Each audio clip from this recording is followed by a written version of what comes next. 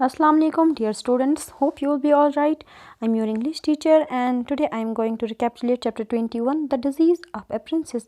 बीमारी एक मलिका की, एक शहज़ादी की, प्रिंसेस शहज़ादी को बोलते हैं, जिसका माँ बाप किंग होता है, उसकी बेटी को प्रिंसेस बोलते हैं. ओके, क्वेश्चन नंबर 1 है, what disease was the princess suffering from. जो प्रिंसेस थी वो किस बीमारी से जूझ रही थी.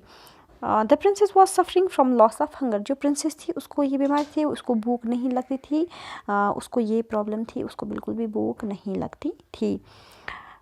What did she do all the day long. वो पूरे दिन क्या करती थी. She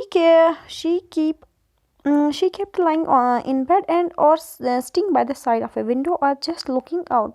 पूरे दिन क्या करती, जब उसको भूख भी नहीं लगती थी वो पूरे दिन अपने बेड पे लेटी रहती थी या कभी विंडो के अपनी खिड़की पे बैठती थी, दिखती थी बाहर क्यों, और यही पूरे दिन उसका काम रहता था. ओके, द क्वेश्चन नंबर 3 है, why did the loyal physician take the king and the queen to.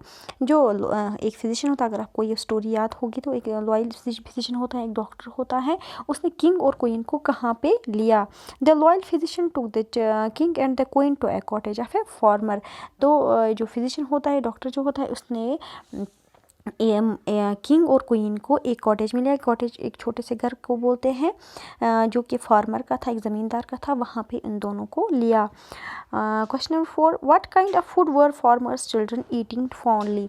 जो कैसा गुज़ा ये जो फार्मर के बच्चे थे वो कैसा गुज़ा खा रहे थे, बहुत ही फॉन्डली मीन्स बहुत ही शौक के साथ वो खा रहे थे. वो खाना कौन सा खाना था. The farmers children were eating a very simple food fondly like tomato soup, bread slice and rice. वो सिंपल साधारण एक गुज़ा खाते थे और बहुत अच्छे से खाते थे, मज़े के साथ खा रहे थे.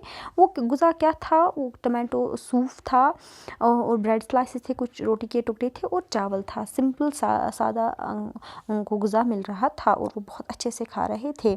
ओके, क्वेश्चन नंबर 5 है, how were the farmers children able to eat food delightfully. और ये जो बच्चे थे, फार्मर के बच्चे थे, वो कैसे गुज़ा खाने के लिए, वो अपना खाना खाने के लिए बहुत ज़्यादा खुश रहते थे, बहुत ज़्यादा हैप्पीली वो खाना खाते थे. आंसर है, the farmers children were able to eat food delightfully because they work very hard.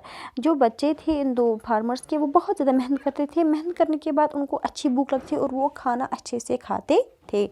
Okay, अब ऑब्जेक्टिव्स हैं, थोड़ा आपको ये छोटे आंसर वाले क्वेश्चंस हैं. Any 3 food which did not interest the princess. 3 गुज़ा जो कि प्रिंसेस को अच्छे नहीं लगे, जिनमें उनकी दिलचस्पी नहीं थी. केक्स थे, बन्स हैं और पेस्ट्रीज़ थी, जिनमें इस प्रिंसेस को इंटरेस्ट नहीं था, बिल्कुल भी नहीं पसंद थे. Okay, next is the only 3 things which the princess did all day long. वो कौन सी तीन काम थे जो प्रिंसेस पूरे दिन करती थी. एक, लाइंग इन बेड पे लेटना, स्टिंग ऑन विंडो पे बैठना, एंड लुकिंग आउट और बाहर देखना. ये 3 काम वो दिन में करती थी. Okay, next is names of 3 persons belonging to the royal family. इस फैमिली में कौन कौन रहता था. The king, the queen and the daughter Juhi. इस फैमिली में एक तो किंग रहता था, क्वीन रहती थी और उनकी एक बेटी थी. Okay, 3 dishes that farmers children were eating fondly. 3 गुज़ा के नाम हमें बोलने हैं जो कि फार्मर के बच्चे बहुत ही शौक से खाते थे. Tomato soup, bread slice and rice. Okay, 2 things that farmer's wife said added to her food. क्या 3 चीज़ें थी जो कि फार्मर की वाइफ ने बोला वो अपने खाने में मिलाती हैं. Hard work and Joy. वो 2 चीज़ें जो फार्मर की वाइफ ऐड करती थी अपने खाने में, ये ऐड करने की चीज़ें बल्कि मेहनत है. जब इंसान मेहनत से कोई काम करता है, जब इंसान मेहनत से कुछ खाना बनाता है तो उसमें बहुत ज़्यादा मज़ा आता है और हमेशा खुश रहना चाहिए इंसान को, कुछ भी परेशानी नहीं होनी चाहिए. Okay, next is 2 places where the farmers children help their parents. 2 जगह जहाँ पे फार्मर के बच्चे अपने माँ बाप की हेल्प करते थे.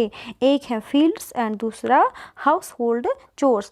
ये 2 बच्चे जो फार्मर के बच्चे थे वो अपने पेरेंट्स को एक तो खेतों पे हेल्प करते थे और उनकी एक बेटी थी वो अपनी माँ की हेल्प कहाँ पे करती थी, किचन में करती थी, घर के कामों में मदद करती थी. Okay, this was all about chapter 21. Memorize this chapter. I will come with the next video lecture. Till then, recapitulate and memorize. Stay healthy, stay blessed, and keep learning.